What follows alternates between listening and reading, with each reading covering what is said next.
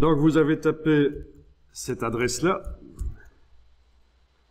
Dans la barre d'URL d'un navigateur web, ce qui n'est pas toujours évident parce qu'il y en a certains qui vont sur Google et qui tapent ça dans le champ de recherche Google. Non, c'est une adresse réduite, simplifiée. En fait, c'est l'adresse qui est juste en bas là, qui est bien complexe et qui mène vers un drive, un cloud. Donc j'ai utilisé le site bit.ly pour simplifier l'adresse, mais j'aurais pu utiliser d'autres sites. Quoi qu'il en soit, quand vous tapez ça dans la barre d'URL d'un navigateur, vous arrivez ici et vous allez donc télécharger le dossier doc. Vous avez certainement une flèche quand vous survolez l'icône pour pouvoir télécharger. Donc une fois que vous l'avez téléchargé, en effet, vous le dézippez. Donc, autant sur Mac, c'est assez facile, il faut faire un double clic sur le zip et ça crée un dossier à côté, le dossier dézippé que vous allez utiliser. Autant sur PC, ça peut être un peu piégeux parce que quand vous double-cliquez sur le zip, vous voyez ce qu'il y a à l'intérieur, mais dès qu'on veut modifier, c'est pas possible. Donc sur le PC, on est obligé de faire un clic droit, extraire tout, extraire ici, set zip, WinRAR, peu importe la méthode que vous utilisez, mais en tout cas, vous devez dézipper parce que le cloud là vous fait un zip, c'est ça que vous téléchargez. C'est pas réellement le dossier qu'on voit là dans le cloud, c'est un zip que vous téléchargez. Alors vous ouvrez le document dessin modèle 04, donc dans le dossier le dossier 2. Et ça utilise donc une photographie qui se trouve dans Fashion Model ici. Puisque vous avez dézippé et que vous travaillez dans le dossier dézippé, il va trouver l'image en fait. Il va la trouver. Cette image-là en fait, voilà, qui doit être là, voilà. C'est ça, il va la trouver. Chez vous, elle est bien dans le dossier là, il n'y a pas de problème.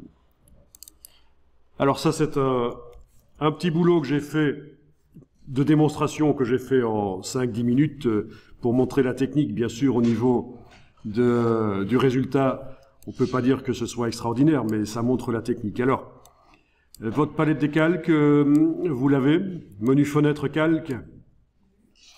Bon, les vignettes sont grandes, on va quand même les faire un peu plus petites parce que là, il y a quand même beaucoup d'objets.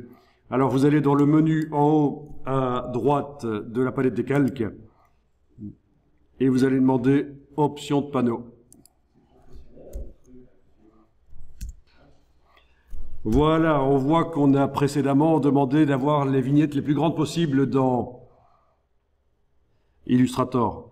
Bon, si vous demandez juste grande vignette à la place de autre, ok, voilà, vous avez des vignettes qui sont un peu plus acceptables au niveau de la taille. Quand on a beaucoup d'objets, les grandes vignettes, ça devient pas trop intéressant, quoi. Les très grandes, je veux dire, les 80. Voilà, j'ai mis grandes, mais bizarrement, elles sont pas si grandes que ça. Elles sont moins grandes que le autre 80. Voilà. Alors, vous voyez comment j'ai proposé de faire les choses ici. J'ai proposé de séparer, d'utiliser vraiment les calques pour séparer les éléments. Donc, le visage, par exemple, je l'ai mis sur un calque que j'ai appelé figure. Le buste sur buste et bras, voilà. Et puis, dessin vêtements. Mais il y aura plusieurs dessins vêtements en fonction des différents vêtements sur la dame. Et donc, l'idée ici, c'est de dessiner au départ d'une photographie qu'on a été chercher sur le web et que vous pouvez afficher en cliquant ici.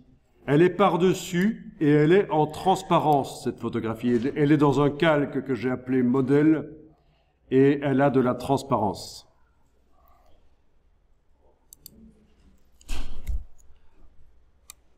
Si vous enlevez les yeux en face des autres calques, vous allez voir la photo vraiment qui nous sert de guide pour avoir la pose en fait. Voilà, donc n'hésitez pas à refermer les calques qui sont déployés et pour pouvoir facilement enlever les yeux en face des calques. Bien, vous pouvez déverrouiller le calque du modèle et sélectionner la photo d'une manière ou d'une autre. Alors pour sélectionner la photo, il faut cliquer sur la petite rondelle ici, ou alors, avec la flèche noire, vous cliquez sur la photo qui est là. Et donc pour l'affadir, pour qu'elle soit transparente, pour que les objets que je dessine en dessous soient visibles, on est allé dans menu fenêtre transparence, vous pouvez y aller, c'est par ordre alphabétique. Transparence, menu fenêtre transparence. Voilà, c'est là que la transparence a été modifiée. Vous pouvez tester, vous allez voir qu'on peut modifier la transparence. Voilà, à la place de à peu près 50, je vais mettre 33 par exemple. Voilà. Du coup, si je reverrouille le calque et que je réaffiche ce qui est en dessous, je vais peut-être un peu mieux voir. Voilà, on voit un peu mieux, en effet. On voit un peu mieux ce qui se trouve en dessous.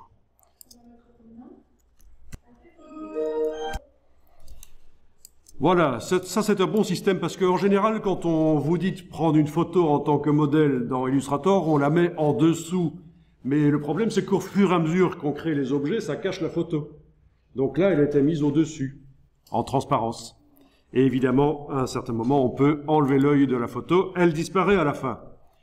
Donc ici, c'est une photo que j'ai le droit d'utiliser, c'est une photo du domaine public que j'avais été chercher, la photo du modèle.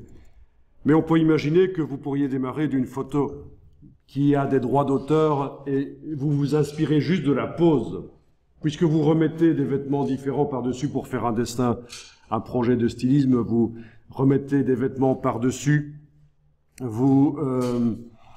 à la fin, c'est plus... Il y a juste la pose, la position des bras, des jambes et du buste et tout ça qui reste. Donc, à mon avis, vous n'aurez pas de problème de droit d'auteur si la photo d'origine disparaît. Mais malgré tout, j'ai été prudent. J'ai pris, moi, une photo qui était du domaine public sur le web. Donc, une photo qu'on a le droit d'utiliser même pour des produits commerciaux. Donc, je suis vraiment blindé au niveau de la protection pour être inattaquable. Donc ça a été vite fait, comme je vous le disais, mais on peut quand même analyser la partie du bas ici. La partie du bas, vous pouvez ouvrir et sélectionner. Ou alors avec la flèche noire, vous cliquez sur l'objet. Et on va un peu voir comment ça a été fait.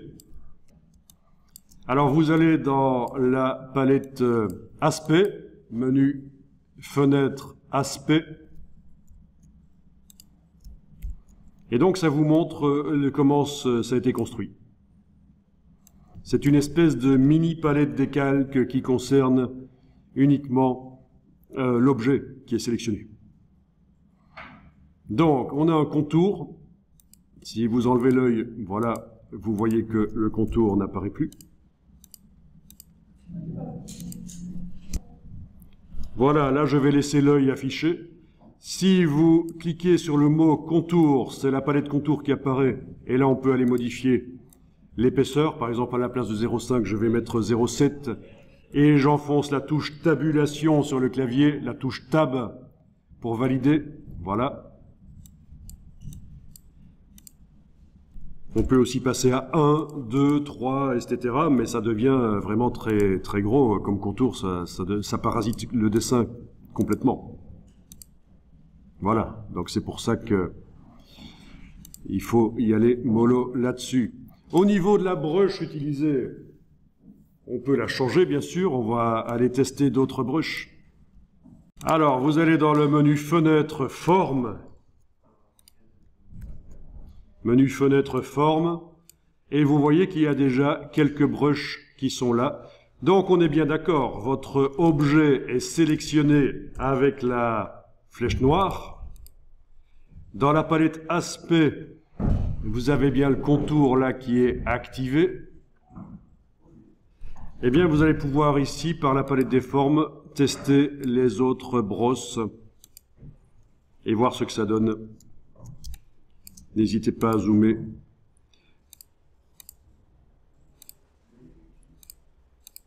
Voilà, et l'épaisseur peut être modifiée aussi. Et ça, ce n'est qu'un petit échantillon de formes que j'avais testé. Mais on va aller en chercher d'autres. En bas à gauche de la palette des formes, en bas à gauche de la palette des formes, vous avez l'icône de bibliothèque. Là, vous pouvez cliquer sur elle. Vous allez chercher par exemple les formes artistiques. La première, artistique aquarelle. Et vous pouvez l'agrandir, cette palette qui s'est ouverte, artistique aquarelle. Si vous la déplacez par son onglet, vous allez en faire une palette flottante, si elle n'est pas déjà flottante. Puis, vous allez pouvoir l'agrandir pour voir tout le contenu. Mais ça, c'est des brushes transparentes, en fait. On va passer aux palettes suivantes, qui étaient dans le menu, que vous avez vu, peut-être, vous avez vu les noms, mais on peut passer aux brushes suivantes avec la petite flèche noire, là en dessous. Voilà, la flèche noire permet de passer aux brushes suivantes, aux palettes suivantes. Et vous testez une brush ou l'autre, tout en sachant qu'on peut aussi changer la couleur, bien sûr. Et même l'opacité peut être modifiée. Voilà. Si on doit changer la couleur, il va falloir dans la palette des outils que la case de contour soit à l'avant-plan comme ça. La case de contour à l'avant-plan. Et du coup, avec la palette nuancier, menu fenêtre nuancier, vous allez pouvoir choisir d'autres couleurs ou en créer.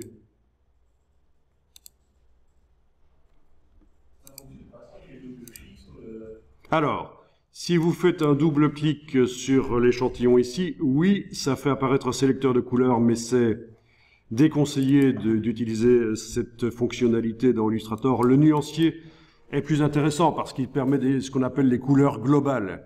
Et c'est quoi les couleurs globales? Ça veut dire que quand on met des couleurs dans le document avec le nuancier et qu'on a enclenché le système de couleurs globales, en n'ayant aucun objet de l'illustration sélectionné, rien qu'en modifiant les couleurs dans le nuancier, ça modifie les objets. Et ça, c'est très intéressant, parce qu'on peut faire des tests, des recherches de couleurs plus facilement, on peut faire des variantes d'illustration et trouver la meilleure. Mais oui, voilà. Ok, donc, dans le nuancier, vous savez comment ça fonctionne. Menu de la palette nuancier. Nouvelle nuance. Voilà. Mode, il vaut mieux choisir, à la place de CMJN, il vaut mieux choisir RVB. Vous allez pouvoir choisir des couleurs vives. Donc, je répète, je suis toujours avec mon objet sélectionné. J'ai toujours dans la palette aspect le contour activé. À l'avant-plan dans la palette des outils, oui, ça fait beaucoup de conditions, je sais. Dans le menu de la palette nuancier, nouvelle nuance. Ça vous propose certainement de faire une couleur avec un mélange d'encre, cyan, magenta, jaune, noir. Vous êtes assez limité au niveau du nombre de couleurs que vous pouvez choisir. Les couleurs vives, vous pouvez oublier parce que c'est les couleurs de l'imprimeur. Et l'imprimeur, c'est vraiment ce qu'il y a de pire au niveau des couleurs parce que c'est économique.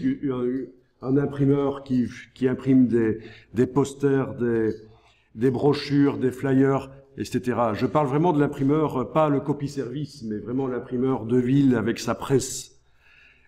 C'est très limité comme gamme. Donc, si vous choisissez des couleurs, vu que à notre époque, on imprime sur du jet d'encre, sur du laser couleur, on affiche sur smartphone, on affiche sur écran d'ordinateur, autant choisir une gamme de couleurs plus large, et c'est pour ça que moi je vous propose d'aller vers RVB. Ce qui n'empêchera pas de faire une version pour l'imprimeur en CMJN de votre document final. Mais du coup, vous allez pouvoir choisir des couleurs vives éventuellement. Voilà, ok. Et voilà. Donc ça, c'est un grand secret dans Illustrator. Il y a beaucoup de gens qui utilisent Illustrator et qui, au niveau du nombre de couleurs qu'ils peuvent choisir, ils sont limités parce que Illustrator a la fâcheuse tendance, quand vous créez un document, de vous proposer de le faire en CMJN, cyan, magenta, jaune, noir, les encres de l'imprimeur. Mais sautez cette limite, faites sauter cette limite, et voilà. Et pour que ça fonctionne, il faut que précédemment, mais ça a déjà été fait dans ce document, on ait été dans le menu Fichier, mode colorimétrique du document et qu'on ait dit qu'on accepte des couleurs RVB. Menu fichier, mode colorimétrique du document, couleur RVB, mais c'était déjà le cas dans ce document. Il n'y a pas de problème, c'est indiqué là sur la barre de titre du document. Rouge, vert, bleu, donc mélange de lumière, rouge, vert, bleu, on crée beaucoup plus de couleurs. Vraiment, ça fait toute la différence, parce que pour être créatif, avoir une gamme de couleurs plus large, c'est mieux. Bon, si vous voulez, vous pouvez enregistrer le document, enregistrer sous, fichier enregistrer sous, et changer légèrement le numéro, vous l'enregistrez au même endroit, mais vous allez changer, vous allez mettre 5 par exemple à la place de 4. Ça aussi, c'est intéressant de procéder comme ça, quand on fait de la création. Plutôt que d'écraser toujours le même document avec le même nom sur le disque dur, ce qui risque de créer un problème technique à un certain moment. Le document sera illisible peut-être, corrompu, vous devrez tout recommencer. Donc, enregistrer de temps en temps sous un nom différent. Et en plus, comme ça, vous gardez vos versions d'avant, parce que vous pouvez aussi faire des erreurs créatives. Vous pensez que ce que vous faites, c'est bien, et puis finalement, c'est pourri, et c'était mieux avant. Ben alors, comme ça, vous récupérez, puisque vous avez le document d'avant. Donc, oui, on continue en Adobe Illustrator, bien sûr, oui, oui.